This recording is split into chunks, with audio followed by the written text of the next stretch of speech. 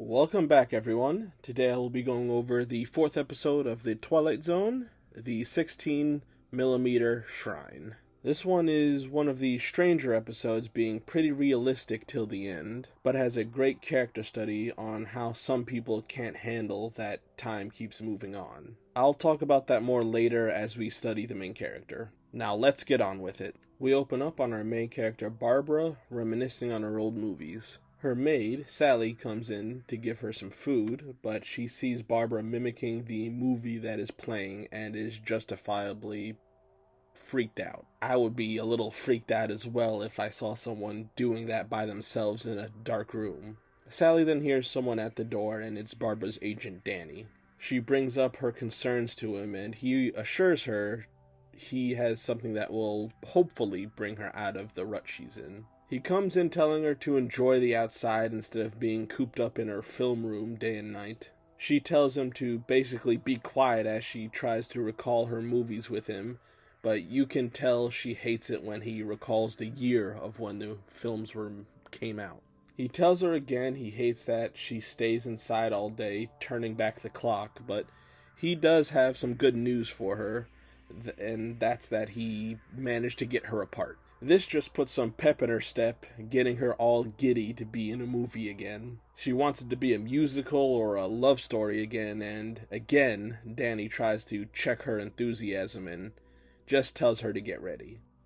We move on to the agency's office, with Marty greeting Barbara since they haven't seen each other in a while, and he finds out Danny did not tell her what kind of part she was going to be playing. He tries to let her down easy and tells her she will be playing a mother, which you could tell he knew she was not going to like. And predictably, she rejected the part, not wanting some small bit role when she used to be one of the top actresses. They both try to reason with her, and she won't listen, so Marty tells her straight out what the truth is. She hasn't acted in years, she's getting older, and that she is not as wanted as she used to be. So any part that they would give her would be out of the kindness of his and the company's heart, because they could easily get anyone else for the part, but out of loyalty to her, they called her up first. She storms out, and Danny still sticks up for her, telling him how much he just hurt her. They get back to her house, and she basically says that Marty and the studio is dead to her. She then starts to try to delude herself, saying that in here, it can be the 1930s again, rejecting all the new things of the future. She starts to want to call back all her old friends in acting for a party, but Danny tries to pull her back again, saying most of them are either dead or moved on with their lives, and she can't keep looking back. He then leaves, and you can see the terror on her face of not wanting to accept the truth. We see her again watching her old movies, and Sally answers the door telling Danny she barely even sees her anymore, and that she is not even sleeping in her bed. He tells her to calm down and that he actually got one of her old acting friends to come over named Jerry. He interrupts her watching a movie, and she is of course still cross with him. She gets ready to lock the door on him until he tells her her favorite person she acted with, Jerry Herndon, is coming to see her. She starts to get all flustered, and Danny is beaming to see how happy she is to see him again. She comes down into the study and is horrified at what she sees, saying she pictured him on how he used to be. She starts to have an episode wanting the old Jerry to come and see her again, telling him to leave. After they leave, as if she is in a trance, she goes back into her movie room, putting on another film, speaking to the Jerry in the movie, wishing she could be with him again. Sally comes into her film room again, but does not see her in there until she looks at the movie playing and screams in terror at what she sees. She immediately calls Danny to come over and asks him not to think she is crazy because she can't find Barbara anywhere in the house. He turns on the projector and sees characters from all of Barbara's movies coming into her house, and then sees her come down the stairs, glad to see them all. And as she leaves to go outside, Danny calls out to her not to leave. She turns to him and blows a kiss at him, and then tosses her handkerchief and proceeds to walk out the door. He pleads with her not to go, but after she leaves, he sits down on the chair, not believing what he just saw. He walks out of the room, seeing her handkerchief on the floor, and is actually happy for her that she finally got her wish. And that's how things end off this episode, so let's get to discussing the characters. First, let's get on to Sally, because throughout this whole story, she was just helpless. She is played by Alice Frost, who was born in 1910 and had some fame in the radio business, and did a couple of roles on television. She passed in 1998 at the age of 87. She had no ability to help or really prevent any of this from happening. She just had to sit there throughout the years or even decades as Barbara slowly got to the state she was in when the episode started. The only thing she could do is comfort her in any little way she could, but ultimately had to see her descend into her own little world of madness. Now with Marty, I can't get mad at him for what he did. He's played by Ted D. Corsia. He passed in 1973 at the age of 69, and he was pretty good even though he was only in one scene. It was even said that when Barbara was younger, she was the most difficult actress he ever worked with. And now it's been years since she's worked with them, so he was probably hoping she had mellowed out by now and would jump at another acting job, even if it was a small role as an older woman, since she seemed not to have any roles in a while now. But once he got her in the office, he could tell she is still as selfish as she was years ago, and won't accept anything less than what she had at her peak of popularity. So he tells her like it is, that she's washed up and only getting older. He was being nice calling her in for a job because she had history with the company. I know Danny got mad at him for telling her the truth, but sometimes people just need to be told how it is, even if it's a harsh and hurtful truth. Alright, next is Danny, who was played by Martin Henry Balsam. I think he was my favorite actor in this episode, with his standout scene being him calling for Barbara to come back. He seemed to be just a good, happy man with his life, and throughout the years he knew Barbara and tried to get her to move forward with her life and career, but she just kept going farther down in her mental jail she built for herself. Unlike Marty, he kept trying to gently pull her out of the mentality she was in, genuinely caring for her well-being. Then when he gets her apart after so long, he is happy to see her excited, but he does not tell her what the part is, since he knows she would reject it if she did know.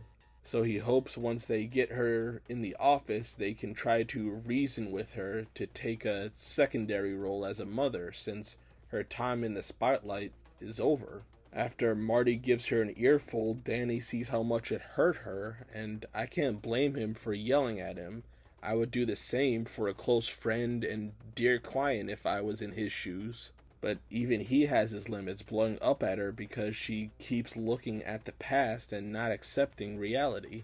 Then by sheer luck, he meets Jerry out in public, her favorite actor she starred with, hoping seeing him again will make her see that people move on with their lives and that she can be happy like he is. I love that he was grinning ear to ear when he saw how excited she was to meet him. It shows how much he does care for her. But unfortunately, again, he was let down at how she reacted to him, still wanting him and everything else to be the way it was decades ago. Then he gets called by Sally panicking on the phone and comes over again. Now seeing that Barbara has fully given in to her fantasy, having what seems like her own little imaginary pocket dimension within her film projector. Confused and horrified with what he is seeing, he tries to call out to his friend one final time, but she just gives him a kiss goodbye and throws her handkerchief away at him. He then turns off the projector, goes outside, and sees her handkerchief on the floor. He looks at it and smiles, happy that she finally got her wish and that wherever she is, he knows she's happy. Alright, now it's time for the main star herself, Barbara. She's played by Ida Lupino. who was great throughout this episode, but I will say you should go check out her wiki page because, man, she was busy throughout her career. She passed in 1995 at the age of 77. Now let's get on to her character in the episode. Barbie seemed to be one of the top actresses in her time, with a lot of people dealing with her difficulties because of her fame. Now, guys, I'm warning you right now, I'm going to get a little red-pilled on you guys, alright? So, be prepared. I see in her what I see in some women today, not realizing, at least for women, a lot of their value is in their youth. She still has the same standards as she had 2 decades ago, and she does not realize she is not in demand anymore, which we see in how she reminisces about her old films and how happy she was to get another role again. And if you're still pretty active, you would not react in that way. She's like some women who can't get over her 20s when everyone wanted her, not lowering her standards now that she is at the age where she could play a mother in a film. But not wanting to accept that time moves on and still sees herself as a 20-something-year-old, not wanting to see reality. She even treats the people she's friends/works with pretty badly, with her sounding proud that Marty said she was the most difficult actress he had to work with. Then with how she treats Danny, he always tries to brighten up her day and get her in a good mood, but she's just sour to him, saying in a strange way she loves him only because he is her agent, getting her roles when he can. It's a selfish love because I can't see her helping him in any circumstance if it would inconvenience her. We see her get angry at him for mentioning the year of her movies because it makes her think about her age. And when she is smacked across the face by reality by Marty, telling her what the reality is, she chooses to delude herself even more, saying that they don't exist anymore. The final straw that broke was when she met her old co-star Jerry. He was played by Jerome Cowan, who passed in 1972 at the age of 74. He did well for the one scene he was in this episode. But when she saw Jerry and saw he did not age as gracefully as she did, she was at a loss of words. She even had the delusion that they would film something together again. He explained how he hasn't acted in many years and has moved on, which again gives her a chance to wake up to reality, but again, she rejects it, taking her final plunge into insanity, talking to the young Jerry on the screen, saying someone that said he was him was here earlier. Then we finally see what became of her. She went to go live out the rest of her days in her own little world where everyone is back to their old selves and she can delude herself to whenever that world ends. It's a sad ending for her, in my personal opinion, seeing people who can never move on always looking back, because I think she could have been happy if she just took smaller roles or even had a family. With the amount of money she had, it would have been easy. I would truly like to know what you guys think about her character and all the characters in this episode, because I did really like them all. I hope you all enjoyed, and I hope you subscribe and like the video to help me out and stay up to date with my content. I look forward to seeing your guys' comments, and I think that's all I have to really say. I hope you all have a good day, and I'll talk to you guys later. Bye, guys.